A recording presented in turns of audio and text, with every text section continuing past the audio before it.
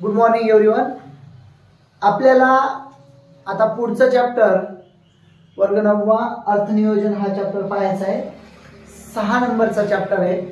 अर्थनियोजन मध्ये काही महत्त्वाच्या गोष्टी जसं की अर्थनियोजनाची ओळख, बचत व गुंतवणूक, कर रचना, आयकर गणन असे 4 पॉइंट दिलेले आहेत आणि अर्थनियोजन हा चॅप्टर तुम्हाला 10वीला पण आहे। त्यामध्ये थोडं ॲडव्हान्स आहे, ह्याच्यात काही बेसिक पॉइंट असतील। आपण काही महत्त्वाचे पॉइंट आहेत ते पाहून घेऊ। जसं की आता पहिला पॉइंट ह्याच्यामध्ये काही गोष्टी दिलेल्या आहेत। अपेक्षित आणि अनपेक्षित घटनांबद्दल काही महत्त्वाच्या गोष्टी दिलेल्या आहेत। अपेक्षित घटना काय असते आणि अनपेक्षित घटना काय असते ती। अपेक्षित घटनांमध्ये उदाहरण दिलेले मुलांचे शिक्षण व त्यांच्यासाठी इतर खर्च। अपेक्षित घटक जे आहे त्याच्यामध्ये मुलांचे शिक्षण आणि त्यांच्यासाठी इतर खर्च म्हणजे पहा, एखादा समजा परिवार आहे, त्याच्यातला जो प्रमुख माणूस असतो त्या माणसाला प्रत्येक गोष्टी पाहायच्या असतात। त्यामध्ये सुरुवातीला मुलांचा खर्च आला हा प्रत्यक्ष झाला, तुम्हाला माहीतच आहे। त्यानंतर ना आता बाकीचं जर खर्च पाहायला गेलं तर दवाखाना आला, बरोबर आहे, हॉस्पिटल आलं, त्यानंतर व्यवसायाचं भांडवल आलं, त्यानंतर ना तुमचं वाहन खरेदी आलं, घरांचे बांधकाम आले, अजून वृद्धापन काळातील गरजा। जसं की आपण काय करत असतो, आपलं चालू जीवनामध्ये आपले जे काही खर्च आहे ते थोडं बचत करत असतो, जे की भविष्यामध्ये आपल्याला कामाला येते। हे जे काही आहे ते अपेक्षित घटक झाले। आता घटना झाल्या आणि अनपेक्षित घटनामध्ये काय दिलेले, जसं की आपल्याला माहिती नाही पण ते घडतं। जसं की याच्यामध्ये पहिली घटना आहे नैसर्गिक आपत्ती। नैसर्गिक आपत्तीमध्ये काय काय येऊ शकतं, जसं की ओला दुष्काळ म्हणतो आपण, कोरडा दुष्काळ म्हणू शकतो, त्यानंतर ना अजून भूकंप येऊ शकतो। ह्या सर्व गोष्टी ज्या आहेत त्या तुमच्या नैसर्गिक आपत्ती आहेत। कुटुंबातील एखाद्या सदस्याचे आजारपण, हा आपण त्यावेळेस दवाखाना म्हणतो, ते अपेक्षित मध्ये नाही अनपेक्षित मध्ये आहे। कारण आपले जे काही हे शरीरयष्टी असते त्याच्यात कोणते आजार येणार आहेत, कसे येणार आहेत, कुठून येणार आहेत हे आपल्याला काही माहीत नसतं। तर ह्या ज्या काही आपत्ती आहेत, आजारपण वगैरे, हे तुमचे झाले अनपेक्षित घटना। त्यापुढं अपघातामुळे झालेले नुकसान। अपघात म्हणजे थोडक्यात आपल्याला न सांगून आलेली आपत्ती। आपल्याला माहिती नसते काय होणार आहे काय नाही होणार आहे, ते डायरेक्ट कधी ना कधी कुठं ना कुठं घडून जाते, आपल्याकडून घडते किंवा समोरच्याकडून घडते, ते झालं अपघात। त्यानंतर आकस्मिक मृत्यू, जसं की आपल्याला घटना झाली आहे आणि डायरेक्ट माणूस मृत्यू पावलाय, तर ही पण काय आहे अनपेक्षित घटना झाली। असे काही महत्त्वाचे उदाहरण तुम्हाला अपेक्षित घटना आणि अनपेक्षित घटना म्हणून दिलेले आहे। त्याचा पुढचा पॉइंट आहे बचत। तुम्हाला माहिती आहे बचत ह्या शब्दामध्येच आपल्याला बऱ्याच गोष्टी पाहायला भेटतात। बचत म्हणजे थोडक्यात सेव्हिंग। आता सेव्हिंग काय असतात, तर सेव्हिंग असते बघा, तुमच्या रोजचं तुम्ही जेवढं काम करता, जेवढं तुमचं काम आहे आणि त्याचं जे काही पैसा येतोय त्याच्यामध्ये तुम्ही किती खर्च करताय आणि किती साईडला बाजूला ठेवताय पुढच्या भविष्यासाठी, हे तुम्हाला त्याच्यामध्ये सांगाय, म्हणजे जे बचत करत आहात ते म्हणजे तुमचं सेव्हिंग झालं थोडक्यात। मराठीतून बचत आणि इंग्लिशमधून सेव्हिंग। आता ह्या कोणकोणत्या प्रकारच्या आपण कशासाठी बचत करायचे आणि बचत आणि गुंतवणूक काय असतात याच्याबद्दल थोडीशी अजून माहिती दिलेली आहे। तर काही महत्त्वाच्या गोष्टी दिलेल्या आहेत त्याच्यामध्ये।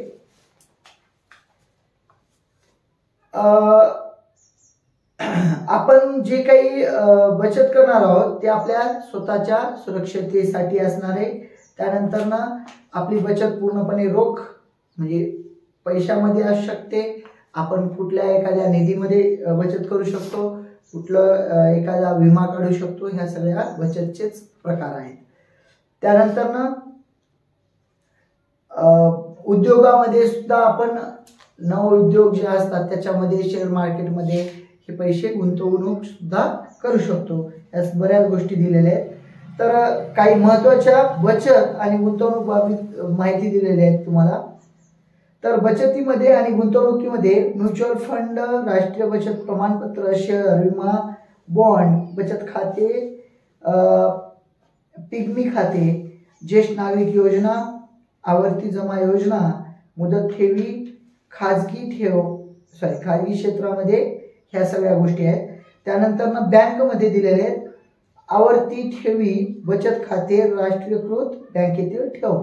त्यानंतर पोस्ट ऑफिसचे काही दिलेले आहेत, आवर्ती जमा योजना, त्यानंतर ज्येष्ठ नागरिक योजना, त्यानंतर आहे पोस्टाचा आयुर्विमा, सार्वजनिक भविष्य निर्वाह निधी आणि मासिक उत्पन्न खाते. अशा पद्धतीचे तीन प्रकारामध्ये तीन प्रकारे आपण बचत किंवा गुंतवणूक करू शकतो. आता हे झालं काही महत्त्वाच्या गोष्टी. त्यानंतर आहे गुंतवणूक. गुंतवणूक नेमकं काय? तर गुंतवणूक म्हणजे थोडक्यात मी सांगतो तुम्हाला. समजा एखादं दुकान आहे, दुकानामध्ये 10,000 रुपयाचा आपण काय केलं, 10,000 रुपयाचा म्हणजे माल भरला. थोडक्यात त्याच्यातला जे किराणा आहे ते घेतलं.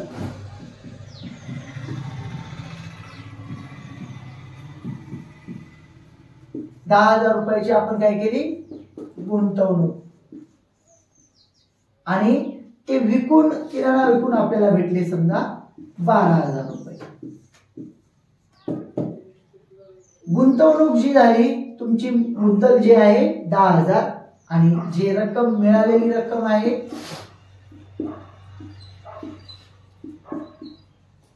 याच्यात मिळालेली रक्कम आहे 12,000 रुपये. मग आता 12,000 मोठे की 10,000 मोठे? 12,000. तर हे लक्षात घ्यायचंय की आपले जे काही हे 12,000 आहे त्या 12,000 मध्ये आपल्याला किती हजाराचा फायदा झाला इथं. आता ह्या फायद्यालाच आपण नफा म्हणतो, बरोबर आहे. आणि कधी कधी काय होते, 10,000 रुपये आपण गुंतवणूक केली आणि 10,000 मध्ये आपल्याला भेटलेत समजा 8,000 रुपये. तर समजा ते 8,000 रुपये म्हणजे हे काय झाले, कमी झाले की जास्त झाले? 10,000 पेक्षा कमी झाले. मग 2,000 रुपये काय झालं आपल्याला इथं, नुकसान झालं. नुकसानच झालं म्हणजे तोटा झाला. तर अशा पद्धतीचं गुंतवणुकीबद्दल काही महत्वाच्या बाबी आहेत ज्या आपल्याला पुढं पाहायच्या आहेत. तर गुंतवणुकीसाठी आपल्याला काही इथं टोटल म्हणजे 3 उदाहरण किती 2 उदाहरण दिलेले इथं. त्यालाच इन्व्हेस्टमेंट म्हणतो आपण. आणि पाठीमागून दिलेले बघा 2 आणि एक आहे कृती. अशा पद्धतीनं 5 उदाहरण सोडवलेले ते आपण 1 बाय 1 पाहू. तर आपण थेरी पार्ट पाहिलेला आहे. आता आपल्याला सोडवलेले काही एक्झाम्पल पाहायचे. तर त्याच्यात पहिला एक्झाम्पल आहे, श्यामरावने 2015-16 चे सर्व प्रकारचे कर भरून झाल्यावर वार्षिक उत्पन्न 6,40,000 रुपये आहे. पहा, पहिला सोडवलेलं उदाहरण आहे.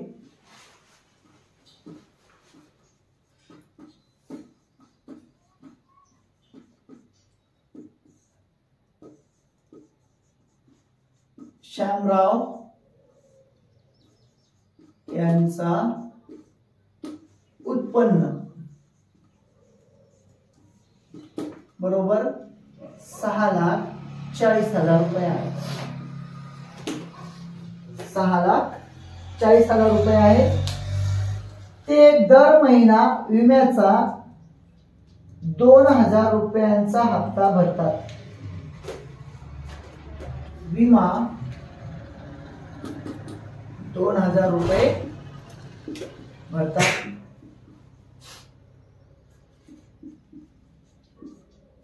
आता विमा जो आहे तो प्रति महिना आहे, हे लक्षात घ्यायचं. पुढे म्हणतात वार्षिक उत्पन्नाचा 20% भाग ते भविष्य निर्वाह निधीमध्ये गुंतवतात. भविष्य निर्वाह निधी 20% गुंतवतात.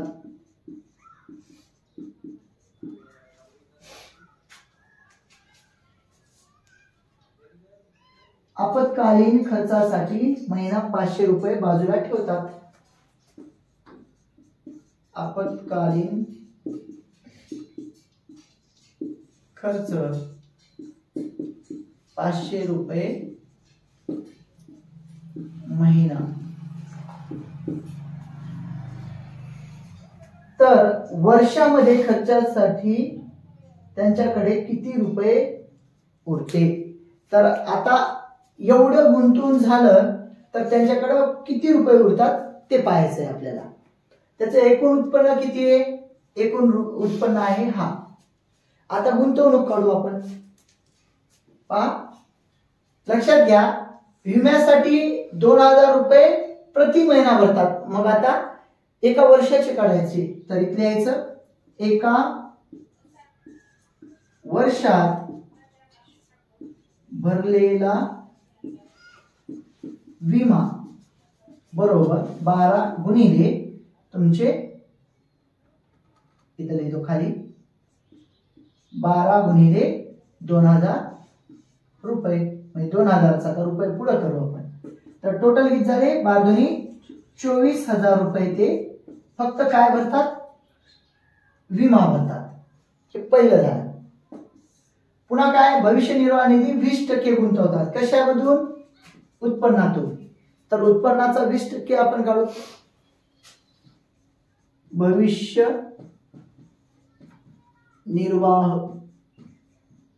निधी बरोबर उत्पन्नाचं 20%, म्हणजे उत्पन्न गुणिले 20%.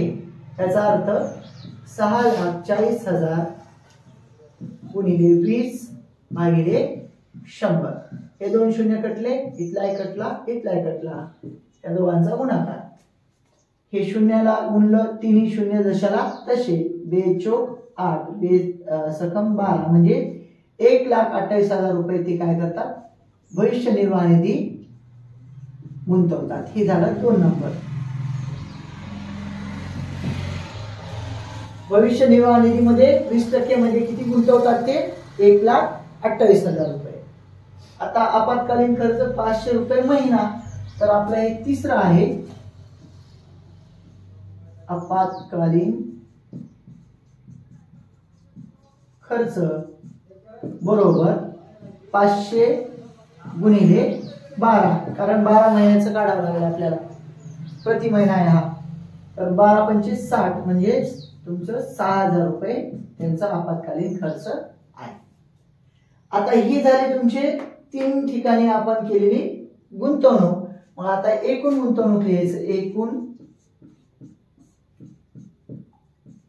गुंतवणूक बरोबर 24,000 अधिक 1,28,000 अधिक 6,000. आता हे बेरीज करून घ्यायची. 3 शून्य आहेत तर ते जशाला तसे लिहा. हे 6, हे 8, 14, 14 आणि 4 18ला 8, हातच्याला 1, ते पुढच्या मध्ये जाईल. समजा इथे येईल 3 आणि हे 2 5 आणि ते 1, म्हणजे 1,58,000 रुपये ही झाली एकूण गुंतवणूक. आता 1,58,000 ही काय झाली एकूण गुंतवणूक. आपल्याला काय म्हणले ते खर्चासाठी काय म्हणले त्यांनी शेवटी, वर्षामध्ये खर्चासाठी त्यांच्याकडे किती रुपये रक्कम उरते ते काढायचे. मग उरलेली रक्कम वर्षभरात खर्चासाठी उरलेली रक्कम बरोबर उत्पन्न वजा गुंतवणूक. उत्पन्न आहे 6,40,000, गुंतवणूक आहे 1,58,000. वजाबाकी करा, हे 3 शून्य जशाला तसे राहतील. 10 मधून इथं काहीच नाही म्हणजे 10 मधून 8 गेले, राहिला 2, हातच्या घ्या 1, परत इथं 14 मधून 6 गेले, राहिले 8, हातच्या घ्या 1, म्हणजे 4,82,000 रुपये त्याचे खर्चासाठी उरतील. अशा पद्धतीने तुम्हाला पूर्णपणे ही थेअरी पार्ट लिहिणं गरजेचं आहे बरं का. काय दिले, काय काढायचे आणि काय उत्तर येईल. ठीक आहे. दुसरं उदाहरण सोडवलेलं आहे. श्री शहा यांनी 3,20,000 रुपये बँकेत 10% चक्रवाढ व्याजाने 2 वर्षाकरिता गुंतवले. तर पहा, सोडवलेला दुसरा उदाहरण आहे आपला. कोण आहे तो? श्री शहा.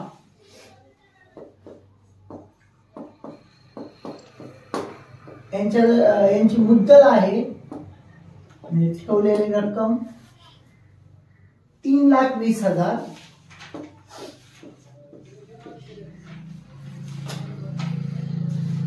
आणि चक्रवाढ व्याज आहे म्हणजे दर 10% आणि काळ आहे त्याचा 2 वर्षे. आता पुढे म्हणतात त्याचप्रमाणे त्यांनी 2,40,000 रुपये करमुक्त म्युच्युअल फंडामध्ये गुंतवले. हे झाला पहिला टप्पा थोडक्यात. आता दुसऱ्या टप्प्यामध्ये म्युच्युअल फंड आहे. म्युच्युअल फंड त्याच्यामध्ये किती टाकलेले आहेत पैसे?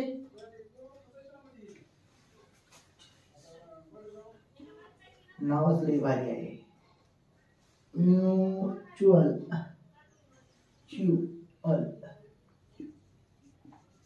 त्याच्यामध्ये आहे 2,40,000 रुपये आणि त्याचे बाजारभावाप्रमाणे 2 वर्षाकरिता त्यांना 3,05,000 रुपये मिळाले.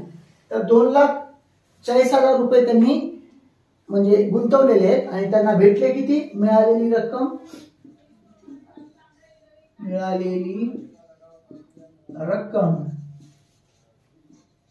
ती आहे 3,05,000 रुपये. तर त्यांची कोणती गुंतवणूक जास्त फायदेशीर ठरली ते काढायचे. तर लक्षात घ्या, ह्याच्यात तर तुम्हाला डायरेक्ट दिलेले एवढे गुंतवले एवढे मिळाले. आपल्याला ह्याच्यात फक्त रक्कम किती भेटलेली आहे म्हणजे झालेला फायदा काढता येईल डायरेक्ट. ह्याच्यात मात्र आपल्याला मुद्दल दिलेली आहे, दर दिलेले आहे, का दिलेले आहे, चक्रवाढ पद्धतीने आपल्याला त्याचं व्याज काढायचं आहे. तर सूत्र आहे आपलं चक्रवाढ व्याजाचा.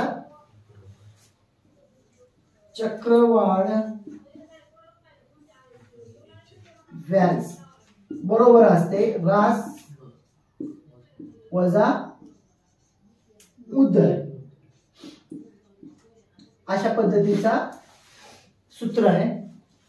आपण चक्रवाढ व्याजाला आय म्हणतो, इंटरेस्ट थोडक्यात. आता तुमचं जे रास आहे, रास हे आपण दाखवतो बघा ए न. तर त्याचं सूत्र आहे एचं सूत्र P कंसात 1 अधिक R/100 कंसाचा घातांक n आणि आता हे मुद्दल आहे ते वजा पीच. मुद्दल म्हणजे पीच आहे. आपण आयचं सूत्र मांडले. इथं पी कॉमन बाहेर घेऊ. पी बाहेर जर घेतलं तर कंसामध्ये राहील काय? तर हे 1 अधिक R/100 एका कंसात वजा 1 हे ह्या पद्धतीनं द्यावं लागलं आपल्याला. हे मांडणी आपली चुकायला नाही पाहिजे. आता आय बरोबर आता बाकीच्या किमती ठेवून देऊ आपण. पी म्हणजेच काय तुमचं, पी म्हणजे तुमचं मुद्दल, हे आर म्हणजेच हे, आणि काळ म्हणजे तुमचं एन. आता या पद्धतीनं मांडणी करायची. 3,20,000 कंसामध्ये 1 अधिक आर म्हणजेच तुमचं आहे 10 भागिले 100, आणि इकडं दुसऱ्या कंसामध्ये तिथल्याच वजा 1, हे कंसातच राहू द्यायचे, बरोबर 3,20,000 हे काटछाट होतील. आता क्रॉस मल्टिप्लिकेशन, याचा वर्ग लिहावा लागेल. यांच्या ठिकाणी आपल्याला इथे एन आहे वर्ग. हे काटछाट झाल्यानंतर ना दोघांचा गुणाकार 10 अधिक 1 छेद 100, आणि ह्याचा वर्ग वजा 1 आणि कंस बंद. 3,20,000 कंसात या दोघांची बेरीज 11 छेद 10 कंसाचा वर्ग वजा 1, हे बरोबर हे परत 3,20,000 जशाला तसे कंसामध्ये. इथं आता तुम्ही काय करा, एकतर 10 न भाग घालून घ्या किंवा वर्ग करा, पुन्हा 10 न भाग, ते 100 न भाग घाला, कसंही जमत. काय करणार मग आपण इथं 121 छेद 100 वजा 1, थोडक्यात असं आहे. हे 2 शून्य कटले, पॉइंट इथं आला, म्हणजेच तुमचं 3,20,000 कंसामध्ये 1.21 वजा 1 म्हणजेच तुमचं आलं 3,20,000 कंसामध्ये. ह्याच्यामधून राहिलं किती, 0.21, आणि ह्या दोघांचा गुणाकार जे येईल ते तुमचं काय असणार आहे, व्याज येणार आहे, चक्रवाढ व्याज. गुणाकार करून घेऊ. वाटल्यास तर तुम्ही बाजूला घेऊन करू शकता. 3,20,000 गुणिले 0.21, 1 न गुणलं तर ते वरच राहणार आहे. थोडक्यात आपलं एक वाढवला का आपण, 2 3 अधिकचं चिन्ह द्या, 2 न परत गुणा, बे दोन्ही 4, बे त्रिक 7, हे 0 0 0 0, इथं 2, हे 7, हे 6. आता 2 स्थळानंतर पॉइंट द्यायचे, म्हणजे इथं आला तर तुमचं उत्तर यायला पाहिजे 67,200. तुमचं इंटरेस्ट काय आलं, मग तुमचं व्याज काय आलं 67,200, हे झालं तुमचं चक्रवाढ व्याज आय. आता दिलेल्या ह्या म्हणजे आपलं इंटरेस्ट किती आला, इथं इंटरेस्ट म्हणजे व्याज हे आलंय तुमचं 67,200. आता आपल्याला ह्याच्यामध्ये काय करायचंय, शहा यांना 3,20,000 किती आले व्याज 67,200. आता ह्याच्यावरच आपल्याला शतमान काढायचे, म्हणजे टक्केवारी काढायची. थोडक्यात टक्केवारी कशी काढायची बघा, दोन्ही वर्षी काढू आपण. हा गुणाकार बाजूला आता आपण व्याजाचे शतमान, शतमान म्हणजेच टक्केवारी, ते कसं काढणार आहोत आपण. जे टक्केवारी काढायची म्हणून आपण 100 गुणिले जे आपल्याला व्याज भेटलाय तो 67,200, आणि भागिले जे आपले एकूण मुद्दल होती 3,20,000. आता हे काटछाट होऊन हे 2 शून्य, हे 2 शून्य, इथले 2 शून्य, इथले 2 शून्य कटले, 32 ना याला भाग घालायचे. 32 1 32, 32 दोन्ही 64, इथं उरले बघा 3, 32 1 32, म्हणजे तुमचं तुमच्या व्याजाचं जे काही टक्केवारी आली आहे, व्याजाचे शतमान म्हणजे टक्केवारी ती आली 21%. म्हणजे थोडक्यात त्यांना ह्या बँकेत जेव्हा ते पैसे गुंतवतात तेव्हा त्यांना किती टक्के फायदा झालाय, 21% फायदा झाला. सेम आपल्याला आता काय करावं लागेल, म्युच्युअल फंडामध्ये किती त्यांना टक्के फायदा झाला ते काढावं लागेल. तर म्युच्युअल फंडामध्ये झालेला फायदा आधी काढा. म्युच्युअल फंडामध्ये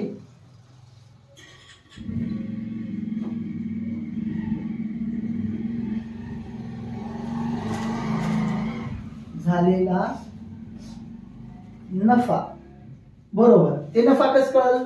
मिळालेली रक्कम मधून, म्हणजे म्युच्युअल फंडामध्ये गुंतवलेली रक्कम वजा करावं लागेल. तर मिळालेली रक्कम आहे तुमची 3,05,000 मधून तुम्हाला किती वजा करायचे? 2,40,000. तर वजाबाकी करायची आपल्याला. हे 0 0 0 हे 5, 10 मधून 4 गेले 6, म्हणजे 65,000 रुपये त्यांना फायदा झालाय. तर इथं फायदा लिहायचे. फायदा किती झालाय? 65,000 रुपये. आता 65,000 किती रुपये? सेम आता शतमान काढायचं ह्याचा, म्युच्युअल फंडाचा झालेला फायदा त्याचा शतमान.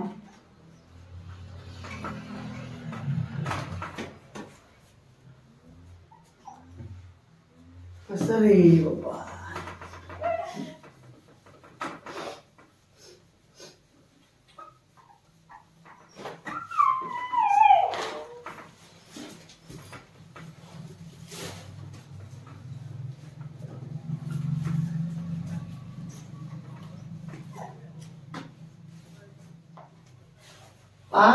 आपल्याला मिळालेली रक्कम किती आहे? 65,000 रुपये, बरोबर आहे. आपण इथं शतमान काढतोय परत त्यांचा. किती रुपयावर भेटलेली ही रक्कम? 2,40,000 ना, 2,40,000 रुपयावर ही रक्कम भेटलेली आहे. आणि शतमान काढायचं म्हणलं तर गुणिले 100 करायचं. हे 2 शून्य, हे 2 शून्य कटले, हे 2 शून्य, हे 2 शून्य कटले, 24 ना भाग झाला. 24 एक 24, 24 दोन्ही 48, 24 त्रिक 72, 24 दोन्ही 48, 65. आता किती राहिले?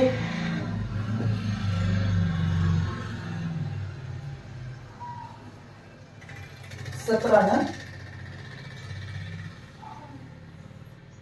170 झाले. 24 चा पाडा 170 येईपर्यंत. 24 चा 5 2600, 24 सक्क 44, 24 सक्क 68न्याचे. तर 70 म्हणजे पॉइंट मध्ये येणार आहे आपलं. 68न्याचे 2 उरले, पॉइंट घ्या, 0 घ्या, 0चा भाग बसेल, म्हणजे जवळपास 27 पॉइंट काहीतरी येईल आपलं.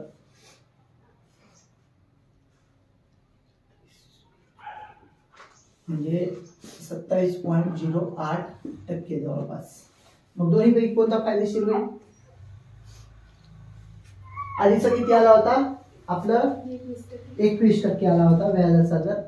म्हणजे बँकेचा व्यवहार फायदेशीर राहील की म्युच्युअल फंडामधला व्यवहार फायदेशीर राहील?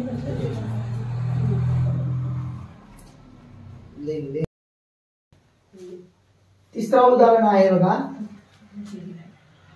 करीमभाई यांनी काच उद्योगात 4 लाख रुपये गुंतवले.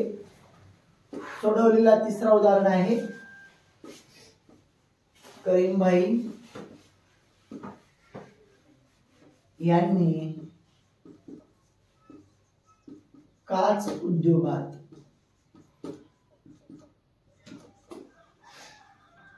4 लाख रुपये गुंतवलेले आहेत.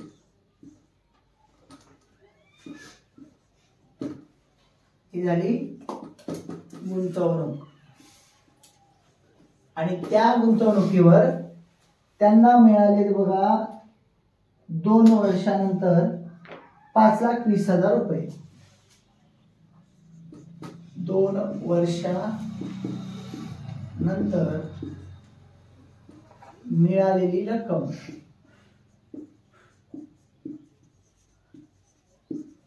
बरोबर 5,20,000 रुपये. अशा पद्धतीने त्याला मिळालेली रक्कम आहे. पुढे म्हणतात गुंतवणुकीची रक्कम वगळता मिळालेला नफा त्यांनी 3 जसे 2 मिळालेला नफा मिळालेला नफा 3 जसे 2 याच्यामध्ये काय केलंय त्यांनी या प्रमाणात अनुक्रमे मुदत ठेव आणि शेअर्स प्रमाण कशा कशामध्ये गुंतवला मुदत ठेव आणि शेअर्स मध्ये तर त्या रक्कम कोणत्या आहेत त्या आपल्याला काढायच्या आहेत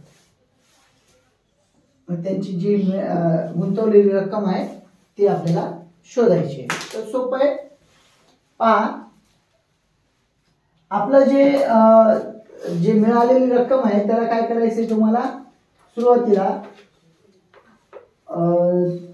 म्हणजे नफा काढून घ्यायचे नफा बरोबर मिळालेली रक्कम वजा गुंतवणूक मिळालेली रक्कम किती आहे 5,20,000 आणि आपली गुंतवणूक किती होती 4 लाख रुपये आता वजा करा हे राहील तुमचं 1,20,000 रुपये हे झालं तुमचं नफा आता नफा त्यांनी कसा गुंतवलेला आहे 3 जसे 2 मध्ये तर लक्षात घ्या 3 जसे 2 चा टोटल करा 3 जसे 2 चा टोटल म्हणजे 5 भाग केले 5 भागाला एकाकडे 3 पाठवले एकाकडे 2 पाठवले त्या हिशोबाने मग आपलं एकूण किती झालं एकूण झालं तुमचं 5 आता त्यापैकी 3 आहे ना कशामध्ये ठेवलंय त्यांनी मुदत ठेव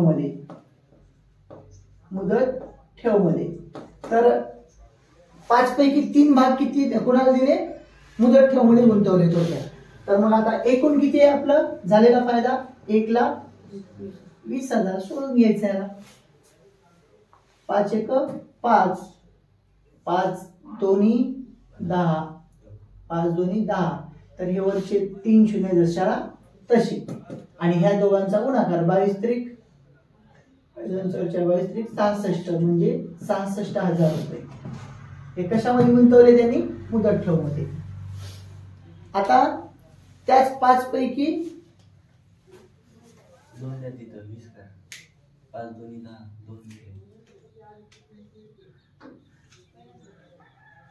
5 दोन्ही 10 म्हणजे 20 चालते का 5 दोन्ही 10 2 राहिले 24 सॉरी चला 24 न गुणून घ्या 24 न 24 दोन्ही 48 24 रुपये 72 म्हणजे 72,000 रुपये बरोबर आहे आता तेच आपल्याला शेअर्स मध्ये किती गुंतवले ते काढायचे शेअर्स मध्ये गुंतवलेली रक्कम म्हणजे 2/5 गुणिले हेच 1,20,000 रुपये 5 एक 5 परत आपलं तेच येईल 5 दोन्ही 10 2 उरले 25 हे 0 0 0 24 दोन्ही 48,000 रुपये आपल्याला याच्यामध्ये गुंतवले शेअर्स मध्ये गुंतवलेली रक्कम आणि मुदत ठेव मध्ये गुंतवलेली रक्कम लिहून टाकायची शेवटी तर कोण आहे तो करीम भाई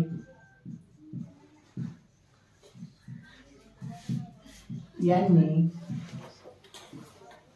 मुदत ठेव मध्ये 72,000 रुपये व शेअर्स मध्ये 48,000 रुपये गुंतवले ह्या पद्धतीनं पद्धतशीर सोडून घ्यायचं गुड मॉर्निंग चला आपलं चौथं उदाहरण सुरू आहे सोडवलेला श्री अनिल यांचे मासिक उत्पन्न व खर्च मासिक उत्पन्न म्हणजे एका महिन्याचं उत्पन्न आणि खर्च या दोघांचं जे गुणोत्तर दिलेले आहे ते आहे 5 जसे 4 श्री अमन यांचे तेच गुणोत्तर म्हणजे मासिक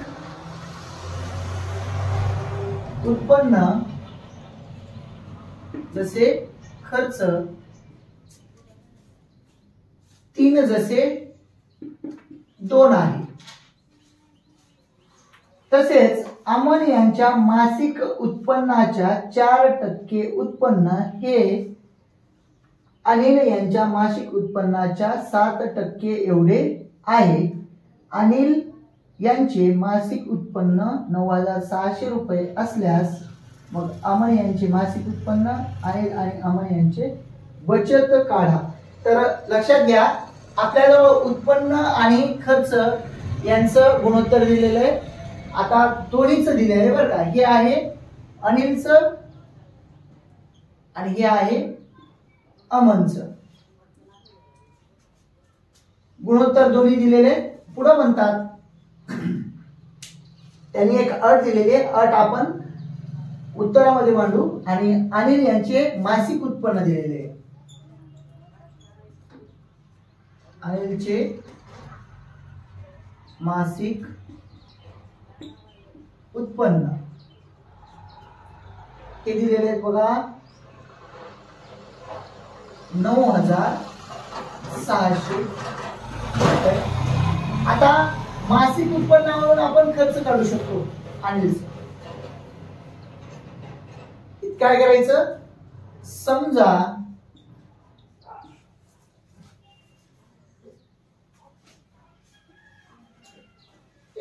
अनिल यांचा खर्च बरोबर X रुपये आहे असं मानू आपण. तर मांडणी करायची दिलेल्या माहितीवरून. आपल्याला काय दिलेलं आहे, मासिक उत्पन्न भागिले खर्च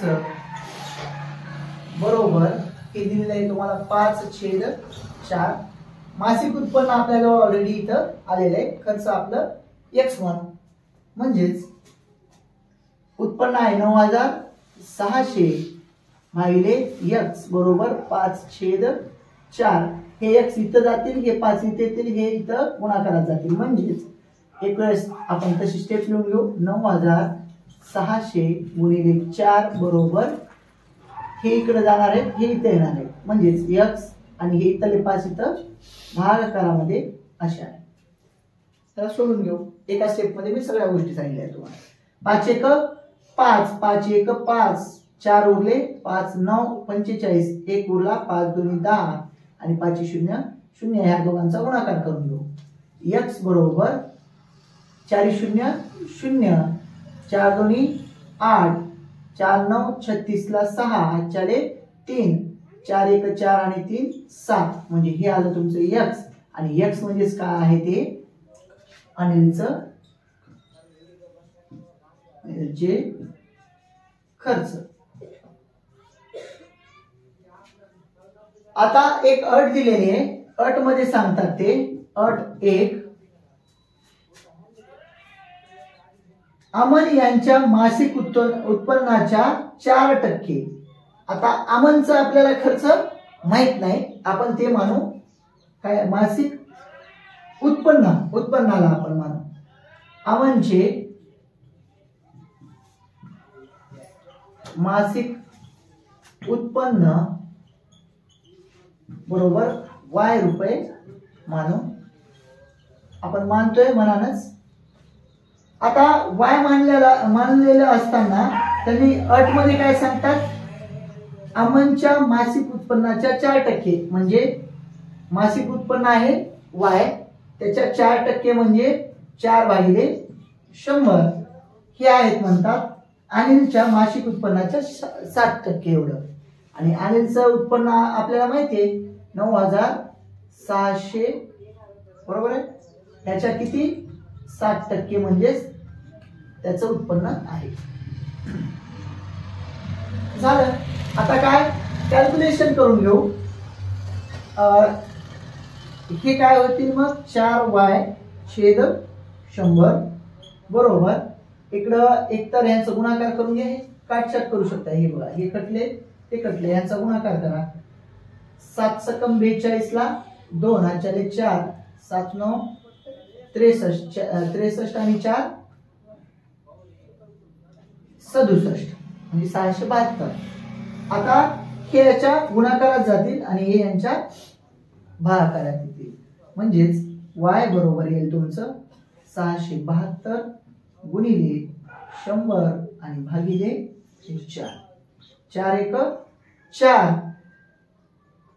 4 एक 4, 2 उरले 4 सक 24, 3 उरले 4 8 32.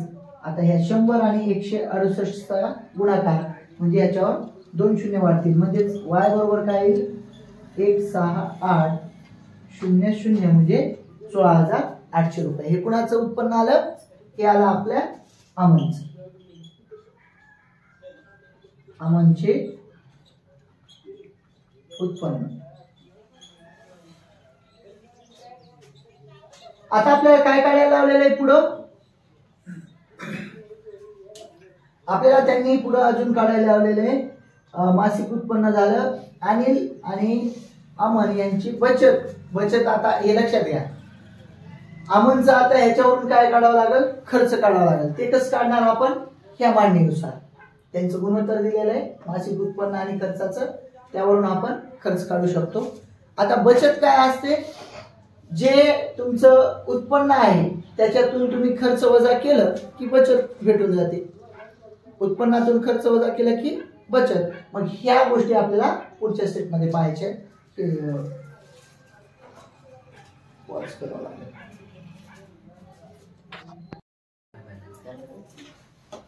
पहा, आपण अमनचं उत्पन्न काढलं 16,800 आणि अनिलचं उत्पन्न ऑलरेडी दिलेलं आहे आणि खर्च आपण काढलं होतं 7,800. आता आपण काय करू? अमनचे उत्पन्न काढू.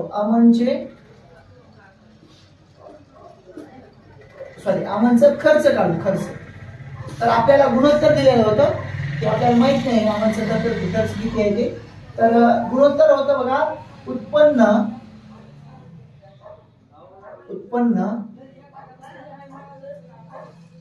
भागिले खर्च बरोबर 3 जसे 2 म्हणजे 3/2. उत्पन्न निघालेलं आहे 16,800 रुपये. खर्च आपण आता इथे काय मानलं नाही तर खर्च जशाला तसंच राहू द्या. बरोबर 3/2. हे 2 ह्याच्या गुणाकारात जातील, हे भागाकारात आणि हे इथं जाणार आहे. म्हणजेच 16,800 गुणिले 2 भागिले 3. 3 एक 3, 3 5 15, 1 उरला 3 सम 18, 3 0 0 3 0 0. आता ह्या दोघांचा गुणाकार, हे आपले हे खर्च कुठे गेला? इकडे गेला समजा. आता इथे लिहू आपण खर्च बरोबर 2 आणि हे 0 शून्यांचा गुणाकार म्हणजे हे 0 0च राहतील. 2 आणि 6चा गुणाकार 12ला 2, ह्याच्याला 1, हे म्हणजे 10 आणि 1 11 म्हणजे 11,200 रुपये हे काय झालं? खर्च आलं. आता त्या दोघांचं अनिलचं आणि अमनचं खर्च आणि उत्पन्न आपल्याला भेटलेलं आहे. बचत काढू. इथे लिहायचं अनिलची बचत. आता ते बचत काय असते? बचत असते उत्पन्न वजा खर्च. सोपं आहे. उत्पन्न वजा खर्च.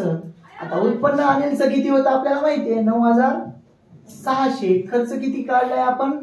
7,680. वजाबाकी करायचे, 0 ला 0 राहतील. 10 मधून 8 गेले राहिले 2, ज्याला 1, 16 मधून 7 गेले राहिले 9, ह्याच्याला 1 म्हणजेच 1920 रुपये हे काय झालं? तुमचं अनिलची बचत झाली.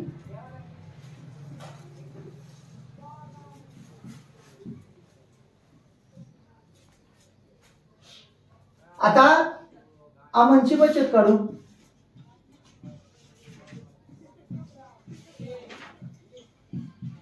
ती काय असणार आहे? उत्पन्न वजा खर्च म्हणजे उत्पन्न आहे त्याचं 16,800 वजा खर्च आहे त्याचा आपण आताच काढलाय 11,200. वजा करा, 2 शून्यला 2 शून्य राहतील. 8 मधून 2 गेले राहिला 6, 6 मधून 1 गेला राहिले 5, 1 मधून 1 म्हणजे 0. हे झाली बचत. म्हणजे हे झालं तुमचं अमनची बचत. लिहून घ्यायची शेवटी परत. अमनची बचत बरोबर 5,600 रुपये. तर आपल्याला जे काढायला लावलेलं होतं ते सगळंच आपण काढलेले. तर अमनची बचत भेटलेली आहे आपल्याला, आयनची बचत भेटलेली आहे. अजून त्यांनी काढायला लावलेलं होतं बघा अमनचं मासिक उत्पन्न. तर हे पण आपण इथं उत्पन्न पण ऑलरेडी काढलेले. तर अशा पद्धतीने ह्याला सोडून घ्यायचं. ओके.